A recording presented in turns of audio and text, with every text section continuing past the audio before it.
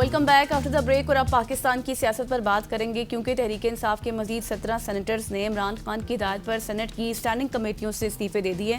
साथ ही साथ आज हम इस सेगमेंट में ये भी डिस्कस करेंगे कि कल FIA साइबर क्राइम की टीम मडियाला जेल पहुंची और वहां पर इमरान खान साहब से इन्वेस्टिगेशन की और कहा कि आपका एक्स अकाउंट कौन चलाता है, आपने अपना एक्स अकाउंट किसको दिया हुआ है, क्या आपको इतना पता है कि आपके एक्स अकाउंट से रियासत मुखालिफ मवाद शेयर हो रहा है, जिस पर इमरान खान साहब ने कहा कि मैं आपको नहीं बताऊंगा। और उस टीम से FIA साइबर क्राइम टीम से उन्होंने सवालनामा, तहरीरी सवालनामा भी मांग लिया और कहा कि मैं वकला की मौजूदगी में ये तमाम सवाल जितने भी हैं उनके जवाब दूंगा। तो आज हम ये सवाल जानने की कोशिश करेंगे। बिल्कुल ऐसी है गज़ल, और इसी हवाले से हमारे साथ हैं सेनेटर हुमायूं मोहम्मद साहब हमारे साथ मौजूद हैं। Sir thank you so much हो जानेगा। सबसे पहले जिस तरह गज़ल ने अपने इब्तदाई में बताया, इमरान खान की हिदायत पर PTI के 17 मजीद सेनेटर्स को ने जो है वो कमेटी से इस्तीफे दे दिए। इसको आप किस नज़र से देख रहे हैं? ये फैसला तो आपको पार्लिमानी निज़ाम से एक बार फिर अलग कर देगा और आप फिर पार्लिमान में भी कुछ नहीं कर सकेंगे। बिस्मिल्लाहिर्रहमानिर्रहीम, या का नाबुदो व या का नस्तईन। देखिए, इस तरह बात यह है कि जो सेनेटर जिन्होंने मजीद में नहीं, मतलब सबने किया है, ठीक है, और उसकी वजह यह है कि जो सिस्टम डेमोक्रेसी के ऊपर बेस ना कर रहा, जिस सिस्टम को इंटरनेशनली, अभी आपने रिसेंटली ये जो कॉमनवेल्थ वाला इशू हुआ है, आप ये सोच लें कि गवर्नमेंट ने उनको कहा था कि आप लोग ये रिजल्ट रोक के रखें जो सामने आ रही हैं बातें, और उन्होंने इस गवर्नमेंट के कहने पे या इस सिस्टम के कहने पे बातचीत रोक के रखी थी। आप उसमें कैसे बैठ सकते हो? कोई शख्स भी उसमें कैसे बैठ सकता है? तो जब हम ये सारी चीजों को सामने से देखते हैं तो हमारा ये ख्याल होता है कि इस सिस्टम में रहने का फायदा। नंबर 2, देखिए, कमेटियों का ये होता है कि कमेटियों के अंदर आप डिस्कस करते हैं पॉलिटिकल केसेस, ये बिल्स डिस्कस करते हैं। जिस जगह पे आप लोग ये सोच लें कि वहां पे लोग जो हैं वो कोई इस किस्म के इम्पोर्टेंट बिल लाते ना हो, आप उनके साथ क्या कर सकते हैं? आप उसमें बैठकर क्या करेंगे? सारी चीजें तो बारों बार डिसाइड हो रही है। आपके 26 जो अमेंडमेंट है वो किस जगह पे डिस्कस हुई है, कहाँ डिस्कस हुई है? कहीं डिस्कस हुई है? नहीं डिस्कस हुई। तो जब इस किस्म की चीजें हो रही हो तो आप मतलब उन कमेटियों में बैठ के क्या कर लेंगे? तो मेरा ये ख्याल है कि इट इज अ वेरी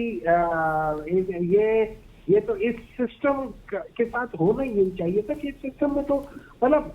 और दूसरी बात ये है, एक और चीज है कि जिस लिहाज से ये लोग हमारे लोगों को अभी अनडेमोक्रेटिकली तोड़ रहे हैं, तो अगर हम इस सिस्टम में और इन इलेक्टोरल प्रोसेस में हिस्सा लेते हैं तो हम बेसिकली ये एक्नॉलेज कर रहे हैं कि यार ये सिस्टम जो है ना ये सही है।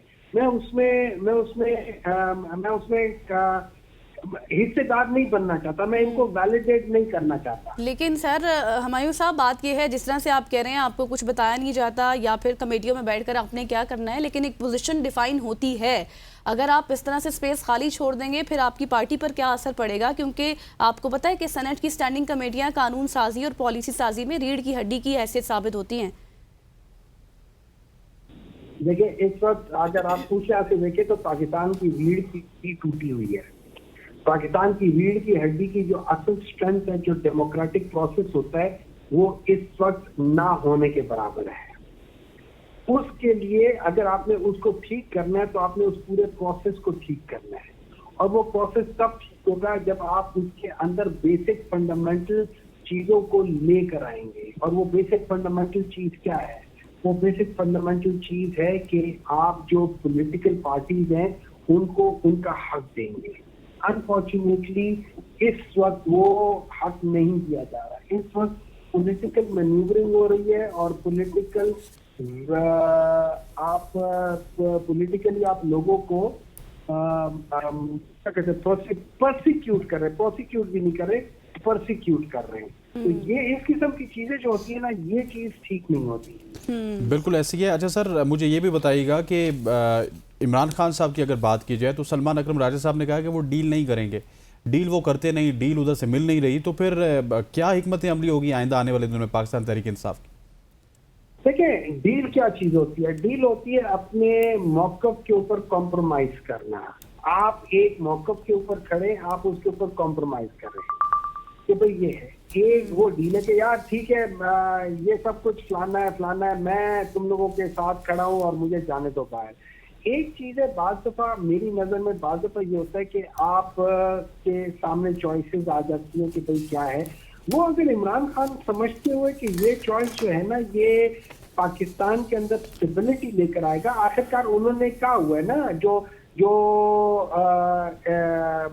ऑपोजिशन, जो ग्रैंड ऑपोजिशन अलायंस है, उनको कहा हुआ है ना कि आप हर एक के साथ में बातचीत करें। तो वो बातचीत किस चीज के लिए? वो बातचीत इस चीज के लिए कि कोई ऐसा रास्ता निकाला जाए जो पाकिस्तान को पॉलिटिकली स्टेबल करे। अच्छा, उसके बाद उन्होंने क्या बातें की हैं? उन्होंने ये बातें की हैं कि देखो कि मैं हर उस सिस्टम के साथ खड़ा हूं जो पाकिस्तान के अंदर फ्री फेयर ट्रांसपेरेंट इलेक्शन लेकर आता है। फर्ज करो आज अगर ये गवर्नमेंट कहती है उनको कि भाई हम लोग ये रिफॉर्म्स करते हैं अगले 6 महीने 1 साल, और इस रिफॉर्म से ये फ्री फेयर ट्रांसपेरेंट इलेक्शन हो जाएंगे, तो मे बी वो इस बात को मान जाए, मे बी वो इस बात के साथ एग्री कर जाए। ये और बात है कि वो शायद ये कहें कि यार मैं उससे बाहर नहीं आऊंगा, जेल से बाहर नहीं आऊंगा, मैं उधर ही रहूंगा। हाँ, उनका ये जरूर कह सकते हैं कि जो उनकी पॉलिटिकल पार्टी के जो वर्कर्स को गलत तरीके से सजाएं दी गई हैं, उन सजाओं को अनडू होना चाहिए, क्योंकि वो गलत सजाएं हैं। मेरी नजर में वो, अगर मैं इमरान खान की जगह हूं तो मैं कहूंगा कि यार मेरे सारे लोगों को छोड़ो, उनके ऊपर जो गलत है वो छोड़ दो, पाकिस्तान के अंदर वो काम करो जो पाकिस्तान के अंदर पॉलिटिकल स्टेबिलिटी लाए, अपने नेक्स्ट इलेक्शन अगले 1-1.5 साल में अनाउंस करो, उसके लिए वो चेंजेस लेकर आओ जो फ्री फेयर ट्रांसपेरेंट इलेक्शन होता है, और खासतौर पे इलेक्टोरल सिस्टम के अंदर जो इलेक्शन कमीशन है उसको रिवैम्प करो। और मैं इस दौरान में यहाँ जेल से बाहर नहीं आऊंगा जब तक मेरे केसेस मेरिट के ऊपर डिसाइड होके मुझे मतलब मेरे केसेस जो गलत केसेस है वो खत्म नहीं हो जाते, otherwise I will not come. तो वो अपने आप को मियां नवाज शरीफ नहीं बनाएंगे। सही। अच्छा सर, ये मुझे आखिर में बता दीजिएगा कि अभी जो अकील मलिक साहब ने कहा है कि पीटीआई ने हमेशा से जो टीटीपी है उसको खुश करने की कोशिश की है, और खैबर पख्तूनख्वा में जो ऑपरेशन है उसके हवाले से भी बातचीत चल रही थी। आपको लगता है कि अगर सूबाई हुकूमत वाकईतन ये ऑपरेशंस की मुखालफत करती है तो फिर वफाकी हुकूमत की क्या जिम्मेदारियाँ और इख्तियारात बनते हैं?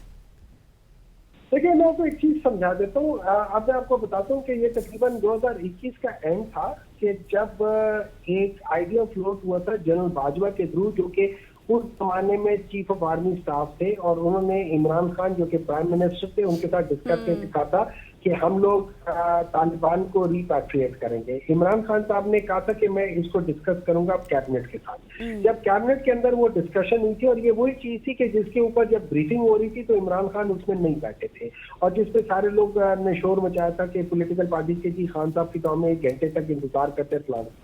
अच्छा, उस कैबिनेट के अंदर जब इस चीज को प्रेजेंट किया गया तो मुराद सईद ने 3-4-5 सवालात उठाए थे, और वो चीफ ऑफ आर्मी स्टाफ जो जनरल बाजवा से उस वक्त किया था। नंबर 1 सवाल था कि हम लोगों ने जो 80,000 अपने जवानों की कुर्बानी दी है 2001 से लेके वॉर ऑफ टेरर के अंदर जो दी है, क्या आपने उनकी फैमिली से पूछा है कि हम इन तालिबान को रिपैट्रिएट करना चाहते हैं? फिर उन्होंने कहा नंबर 2, हमारे जो एएनपी के जो कोलीग्स हैं एएनपी, उनको जो तालिबान की वजह से जो उनकी लीडरशिप या उनके लोगों की शहादत हुई है, क्या आपने उनकी फैमिली से पूछा कि आप रिपैट्रिएट करेंगे?